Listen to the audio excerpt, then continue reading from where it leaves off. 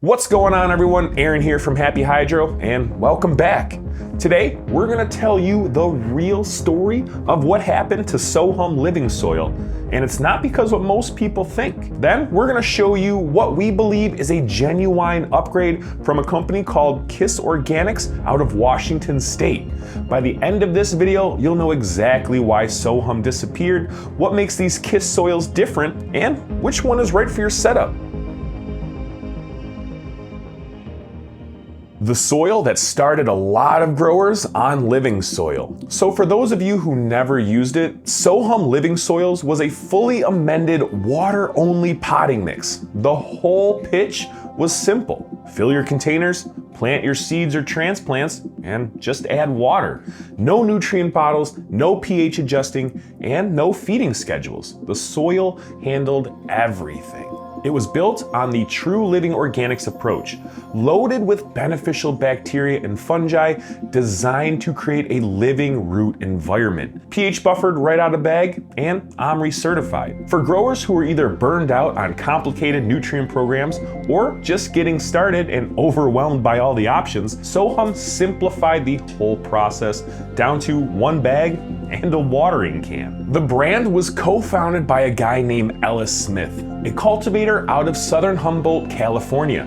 Nearly 2 decades working with plants and soil, he talked publicly about SOHUM, starting as a basement-made mix that he and his neighbors used on everything from their personal grows to their vegetable gardens. It grew from there into a full commercial product, won the High Times Award, and eventually retailed at Walmart, Home Depot, and on Amazon. At its peak, it had over 100 distributors.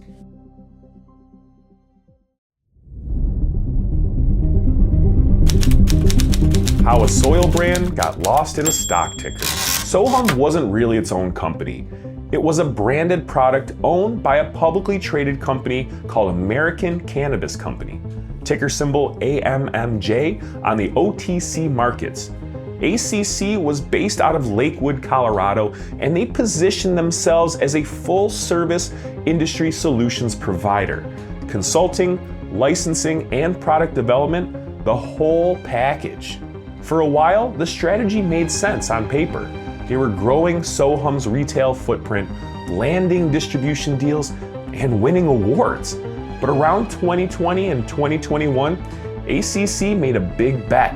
They decided to go from being a consulting company that sold soil into being an actual licensed operator. They acquired a vertically integrated operation in Colorado Springs called Natural Leaf. 3 retail dispensaries, and a 10,000 square foot commercial cultivation facility. And that's where the wheels started coming off. Operating licensed facilities is a completely different business than consulting or selling soil.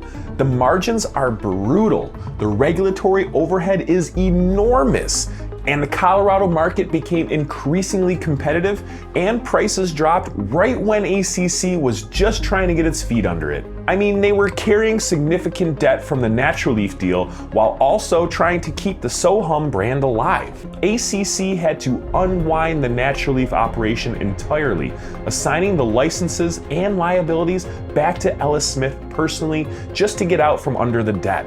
Then, in 2024, ACC was effectively acquired by a company called Hyperscale Nexus, an AI computing company which leases NVIDIA GPUs. American Cannabis Company somehow became an AI infrastructure play and shed everything related to growing in the process. Ellis Smith resigned from his positions at ACC in 2025. The stock, which was already trading for pennies, hit a fraction of a cent. Market cap of the entire company was around $50,000 to $90,000. For context, that's a lot less than a commercial grower spends outfitting a single flowering room. So, to put it plainly, SOHUM didn't fail because the soil was bad. The soil was good. It failed because the company that owned it overextended into operations at the wrong time, accumulated too much debt, and got swallowed up by a completely unrelated technology acquisition. The brand just got lost in the wreckage. Same philosophy, deeper science. So what do you do if SOHUM was your go-to? Or if you were interested in the water-only approach and now the product you were looking at doesn't even exist anymore. That's why we want to talk to you about KIS Organics, Keep It Simple Organics, out of Washington State. We wouldn't be bringing them up if we didn't think they genuinely earned the comparison. KIS Organics is operated by Tad Hussey. He also runs the Cultivation and Science podcast. Collaborates with soil researchers and microbiologists, and has spent years studying what's actually happening at the microbial level in living soil. That shows up in the product. We carry 2 of their soils, the KIS Organics water-only soil mix, which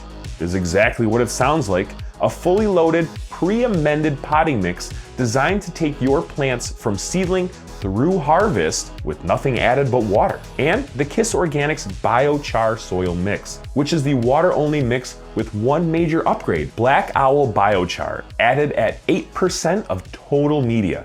If you care about what's going on in your root zone, biochar is something worth understanding, and we'll get into that in a second. The ingredient list is serious.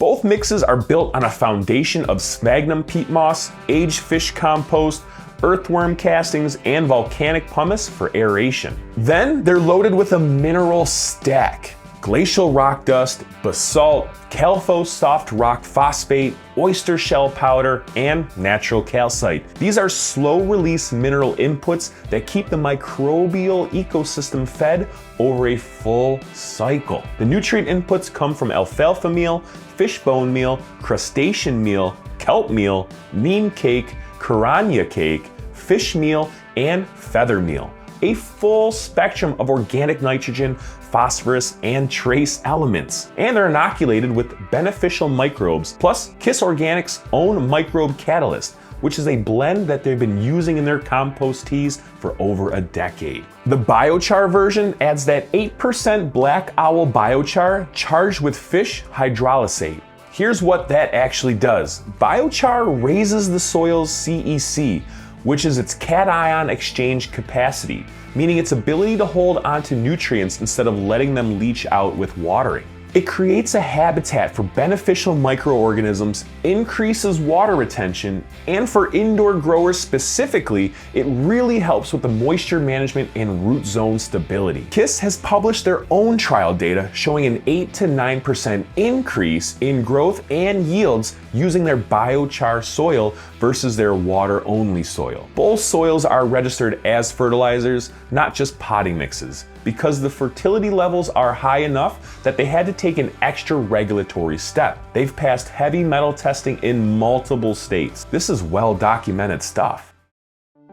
How to actually use it. KIS recommends a minimum of 7-gallon containers for a full cycle plant. For indoor setups, plan on 60 to 90 gallons of soil per light. Their recommended watering target is keeping the soil near field capacity. The old squeeze test works great here. Grab a handful, squeeze it firmly, and if only a drop or 2 comes out, you're in the zone. If you're running a moisture meter, aim for around 80 millibar. They're big fans of Blue Mat drip irrigation for hands-off moisture management, which pairs really well with living soil. The soil can also be reused and re-amended cycle after cycle. KIS has tested re-amended versions of their soils in indoor beds. Once you invest in the biology and mineral balance, you're maintaining it, not starting over every run. Between cycles, you add about 1 cup of their nutrient pack per 10 gallons of soil, plus some quality compost, mix it in, water to field capacity, wait 7 to 14 days, and you're ready to plant again. Speaking of the nutrient pack, if you're somewhere where shipping soils gets expensive, KIS also sells the nutrient pack separately. That's the concentrated nutrient and mineral portion of your soil. You source your peat, your pumice, and compost locally, and just bring in the amendments. This is the smart option for larger setups or anyone on the West Coast who wants to avoid shipping heavy bags across the country. The real questions: do I need to pH my water? In most cases, no. The mineral buffering stack handles pH without active management. Tap water, well water, and RO water all work. If your water is above 7.4 pH, bring it down slightly. Removing chlorine with a charcoal filter is best practice, but KIS says the soil has enough organic material that it's not a requirement. Is it really just water the whole way through? For most plants in 7-gallon containers or larger, yes. If you're growing a larger plant in a smaller container, you may need to top dress weekly with the nutrient pack to keep up with the demand. The soil tells you when it needs help, and it's pretty forgiving. Isn't shipping soil expensive? It can be, which is exactly why the nutrient pack exists. Just source the heavy stuff locally and ship the amendments. The large nutrient pack makes about 100 gallons of soil. We've got both the water only and the biochar mixes in stock. Links are in the description below, along with the nutrient pack if you just want to go that route. If you're not sure which soil is right for your setup, drop your question in the comments. We actually read those, and we'll get back to you. Subscribe if you haven't, and we'll see you in the next one. And as always, stay happy, friends.